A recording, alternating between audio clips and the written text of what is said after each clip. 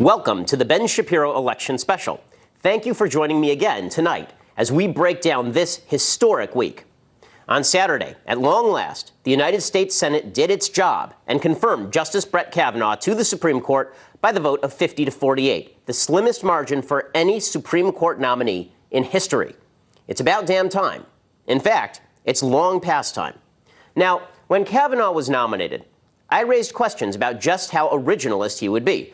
I actually preferred Amy Coney Barrett for his seat. But Kavanaugh was always well qualified. No one raised any significant objections regarding his judicial ability.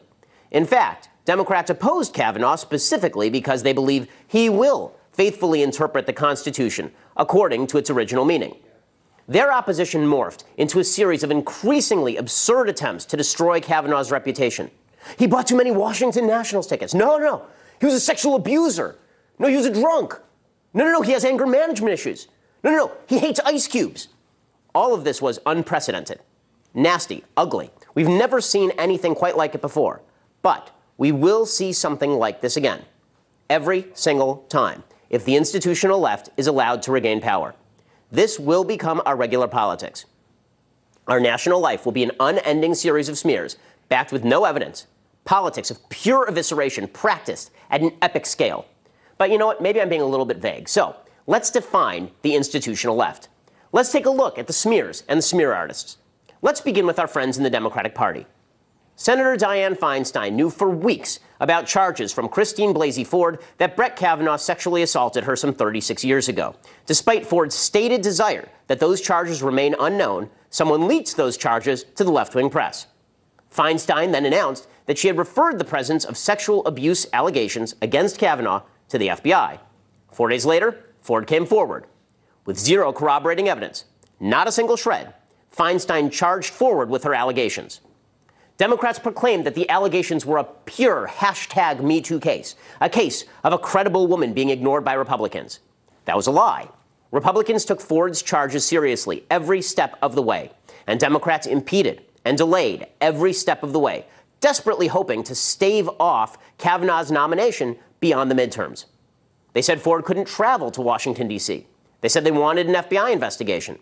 They said that if Republicans did not call for an FBI investigation, it was because Kavanaugh was guilty. They said they didn't want to turn over Ford's psychiatric evidence.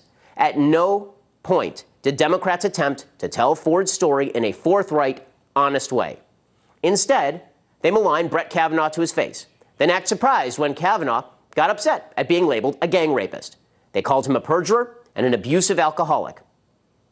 As it turns out, friends of Ford even contacted one of the alleged witnesses to the event and tried to pressure her to change her testimony. They did all of this to preserve a shot at the leftist 5-4 majority on the Supreme Court, an institution that was intended to interpret the law, not make it up. The Democrats should be ashamed of themselves, but since they have no shame, none will be forthcoming. But the unprecedented, ugly behavior of the Democrats couldn't have occurred in a vacuum. They required the help of an eager media infrastructure ready to report any uncorroborated allegation, hungry to destroy Brett Kavanaugh, obsessed with crafting narratives designed to turn an uncorroborated 4-decade-old allegation into a polarizing war of the sexes. The Washington Post led it all off with a ridiculous story suggesting that Kavanaugh had, quote, piled up credit card debt on Nationals tickets. Then CBS News reported that Zena Bash, a former Kavanaugh law clerk, may have flashed a white power sign during Kavanaugh's hearing. Then, after Ford came forward with her allegations, the media really kicked into high gear. NBC News reported on an unverified Facebook post, a woman later deleted, backing Ford's claim. The New Yorker ran an uncorroborated allegation that Kavanaugh had exposed himself to a woman back at Yale. Then, the New Yorker followed up that crappy story with a second crappy story. They reported a second-hand witness who'd heard about Kavanaugh exposing himself, only to reveal that the person who supposedly told the Kavanaugh story to that second-hand witness had no memory of the Kavanaugh story. They ran with this story anyway. The entire media ran with Michael Avenatti's insane allegations regarding Julie Swetnick, who laughably alleged that Kavanaugh drugged the punch at parties in order to facilitate gang rape. The New York Times reported that Brett Kavanaugh threw ice cubes at someone at a bar some 33 years ago. Too many to count in the media falsely alleged that Kavanaugh perjured himself and began digging into whether a yearbook entry about boofing meant farting or anal sex. Worse than all the trigger-happy misreporting were the narrative lies put forth by the media. The Washington Post ran an entire column by Connie Chung suggesting that because someone who was not Brett Kavanaugh sexually assaulted Connie Chung, Kavanaugh probably assaulted Ford. USA Today ran an op-ed stating that Kavanaugh should be barred from coaching girls basketball. The New York Times ran a bevy of op-eds stating that because Kavanaugh was angry at being called a rapist, he was therefore unfit for the high court. And the media pushed the most absurd narrative of all. The narrative that believing in due process meant undermining #MeToo. The lie here was that if we weren't willing to destroy Brett Kavanaugh's life based on Ford's uncorroborated allegations, that we didn't care about women. Believe all women, they shouted. But that isn't a standard of justice. It's not even a standard of logic. In fact, not even the media believe all women. They quickly moved away from even repeating Swetnick's allegations, for example. And that oft-repeated line that only 2% of sexual allegations are false, it's simply not based in verifiable statistic truth. It's actually insanely difficult to peg the actual rate of false sexual allegations because lots of allegations are true and criminal, some allegations are true but not criminal, some are unsupported by evidence, and some are actually false. The National Sexual Violence Resource Center classified 6% of sexual assault claims as false, but added that 45% of cases didn't proceed far enough for anyone to determine whether the claims were actually false. One 2009 study put the rate at 7.1% for false reports. FBI statistics from 1995 to 1997 placed the percent of unfounded forcible rape accusations at 8%. As Michelle Malkin notes, published research has documented false rape and sexual allegations ranging from 8% to 41%. All of these rates, by the way, are substantially higher than the combined rate of false allegations for all other crimes, 1.16%, according to a 2017 study. And here's the bottom line. The definition of due process is that no one should merely be believed. We can presume they're telling the truth, but then we have to verify the story.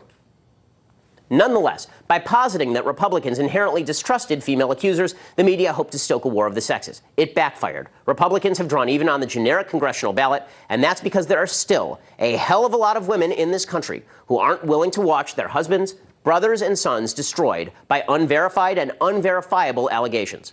But let's never forget the media's real agenda here. Not Me Too, but Stop Kavanaugh. The media wanted to stop Kavanaugh because they disagree with him politically. It's that simple. On Friday, Jim Acosta of CNN, and folks, find you someone who loves you like Jim Acosta loves him some Jim Acosta. He let the cat out of the bag just after Senator Susan Collins came out in favor of Kavanaugh. He tweeted, quote, "With a single speech, Senator Collins announcing her support for Kavanaugh has paved the way for a much more conservative Supreme Court for the next generation. Abortion rights, gay rights, climate change, and health care reform could well be impacted for decades to come," unquote. That's the agenda. And let's not forget the astonishingly blatant hypocrisy of purportedly nonpartisan organizations in this debacle. Take the ACLU, a group dedicated to due process. They have never, ever come out against a judicial nominee. And they certainly haven't come out against a judicial nominee based on unverified allegations of criminal activity without due process. Well, they did this time. They came out against Kavanaugh, and then they dropped more than $1 million on TV advertisements comparing Kavanaugh to Bill Clinton and Bill Cosby.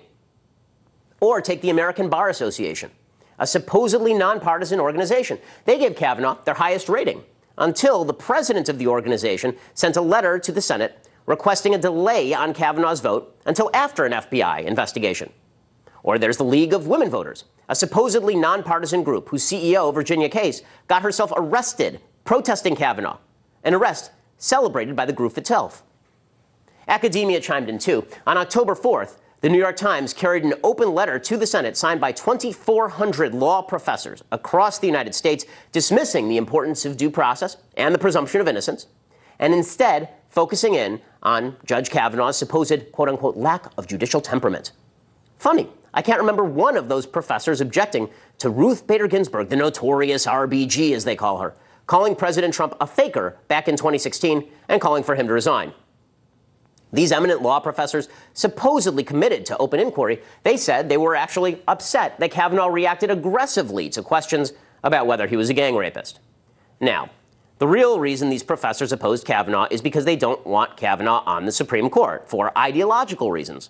Our nation's law schools are bastions of hard left thought. These law schools churn out leftism. There's a reason that Elena Kagan was the dean of the Harvard Law School when I was there. There's a reason Elizabeth Warren taught property when I was there. In 2014, fully 98% of all political donations from Harvard Law faculty went to Democrats. Every single top law school in the country leans to the left. All of them. Here are some charts of ideological distributions among faculty at the top 14 law schools in the country from a 2016 study in the Journal of Legal Analysis. See how every one of these charts has a massive bump on the left-hand side of your screen? That would be all the self-identified leftists. So, why were all those law professors coming out against Kavanaugh? I'll give you one guess. It's not just law schools, of course. Colleges are no better. Academia is, quite simply, broken. We'll save Hollywood for our next segment. Suffice it to say, our friends in Tinseltown didn't distinguish themselves for their reason and moderation. While conservatives have been able to carve out an effective independent media presence and have been able to achieve political victory in elections, the chief cultural institutions of our nation are in the hands of leftists, radicals, who don't care about individual rights, or at least not the individual rights of those who disagree. In their pursuit of utopia, every person is either a tool or an obstacle. Now that Justice Kavanaugh is joining the Supreme Court, don't get complacent. Don't think the fight is over. It's just beginning. And now we know the stakes. Remember that on November 6th.